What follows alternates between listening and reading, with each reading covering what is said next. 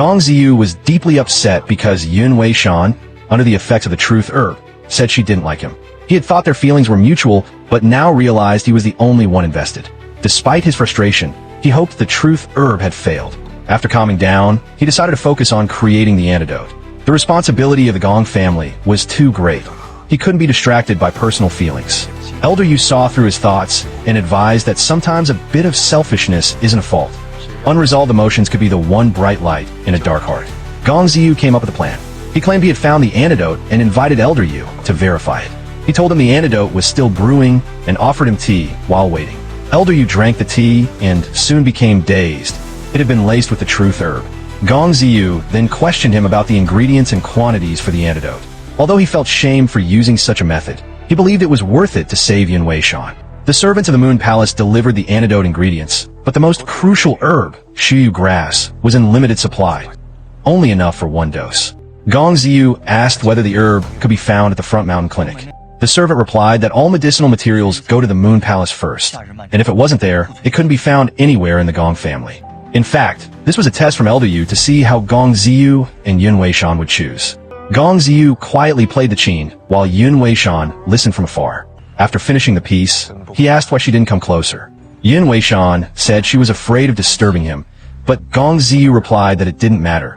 If not for his numb legs, he would have gone to her. Yun Weishan then sat beside him.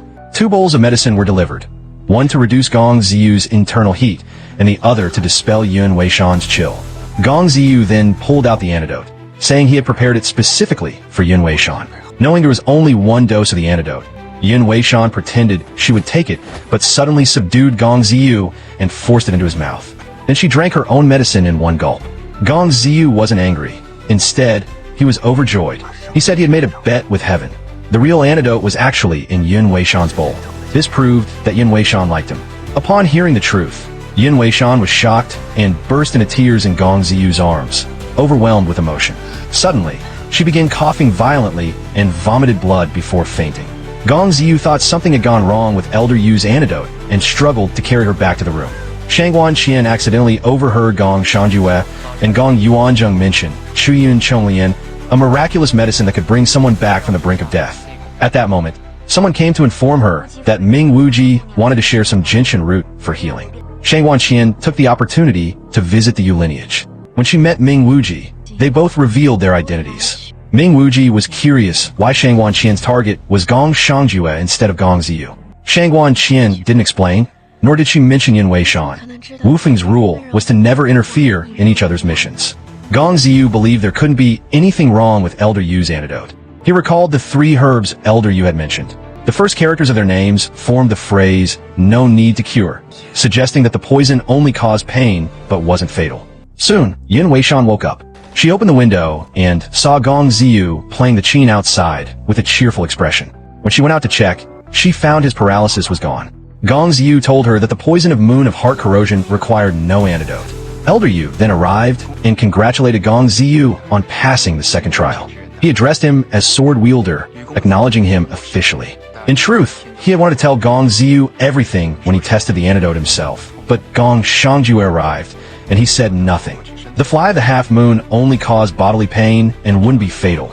In fact, depending on the person, it could even enhance one's inner strength. Gong Ziyu told Yun Weishan to return and report the news. Elder Yu still had techniques to teach him for passing the next stage. Yun Weishan went back and informed Ming Wuji, Gong Zishang, and the others. Everyone was happy for Gong Ziyu. Meanwhile, a servant followed Gong Shangjue's order and delivered new clothes to Shangguan Qian. Gong Yuanzheng, seeing his brother's attentiveness toward her, felt dissatisfied. His emotions were written all over his face, which Gong Shangjue noticed instantly. Gong Ziyu deliberately cut his finger and used the excuse of getting wound medicine to steal some truth herb. In Elder Yu's room, he discovered women's belongings. He remembered the silver bracelet Yun Weishan had picked up during their sparring session. She had reacted strongly to it. It turned out the bracelet was one of Elder Yu's personal keepsakes. Elder Yu later taught Gong Ziyu the 3 styles of moon severing, which appeared more powerful than the 3 styles of snow brushing. He explained that these moves required strong internal energy to be effective. Otherwise, they were merely ornamental. Jin Fan was drinking with the guards to celebrate Gong Ziyu's success in the second trial. One guard told Jin Fan that on the night the former sword wielder and young master were killed, he had seen a graceful young man pass by the dungeon while he was drunk. The man's figure was similar to Elder Yu's. This raised Jin Fan's suspicions. The relationship between Gong Shangjue and Shangwan Qian unconsciously grew closer.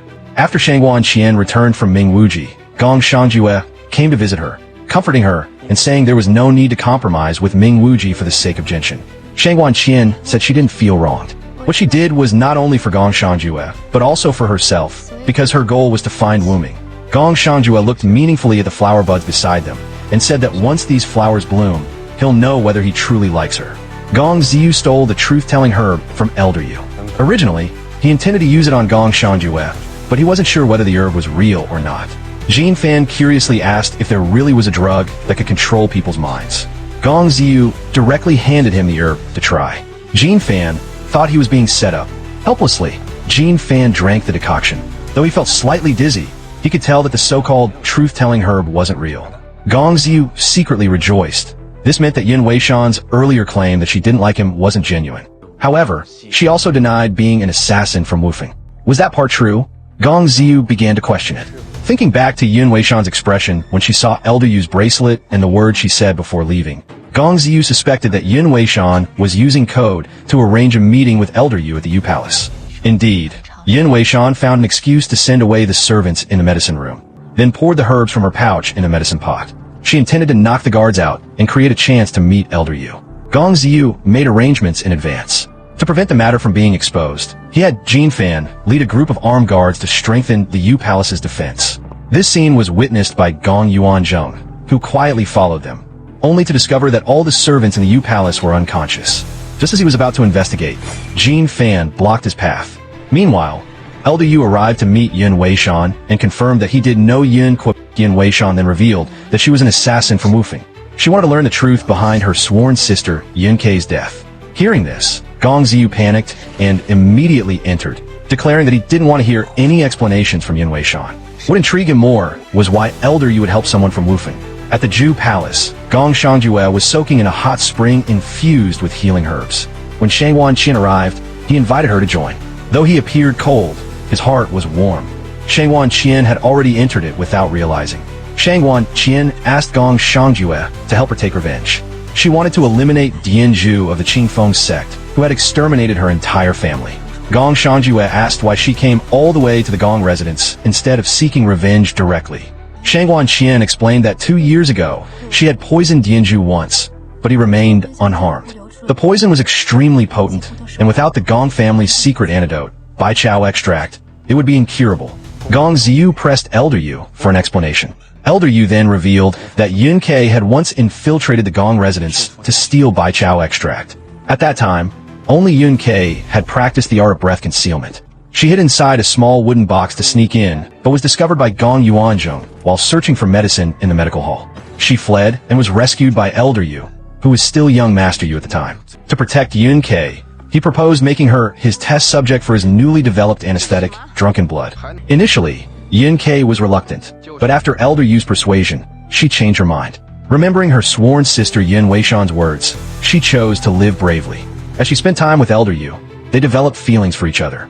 Elder Yu found new meaning in life. To avoid bringing trouble to him, Yun Kei planned to leave the Gong residence. In Wufeng, if an operative went silent during a mission, they would keep sending people to find them. So Elder Yu devised a plan, using his drug to fake Yun Kei's death and hanging her at the entrance of the Gong residence for 3 days as penance. This was meant to deceive both the martial world and Wufeng. However, after the 3 days, just when Elder Yu thought they could live happily, Yun Kei vanished. He grieved deeply, his hair turning white overnight, filled with longing for her. Yin Weishan then recalled seeing Yun Kei's corpse. Han Yasi had said Yun Kei was killed by a Gong family sword technique, which deepened her hatred for the Gong residents. But Elder Yu was certain it wasn't the Gong family who killed Yun Kei. He suspected that Wufeng discovered her fake death and killed her to frame the Gong family. In truth, Han Yasi had brought Yun Kei back to Wufeng, hoping to give her freedom. Unexpectedly, the Wufeng leader killed her with one palm and blamed the Gong family. Han Yasi, who had raised Yun Kei, was powerless to stop it.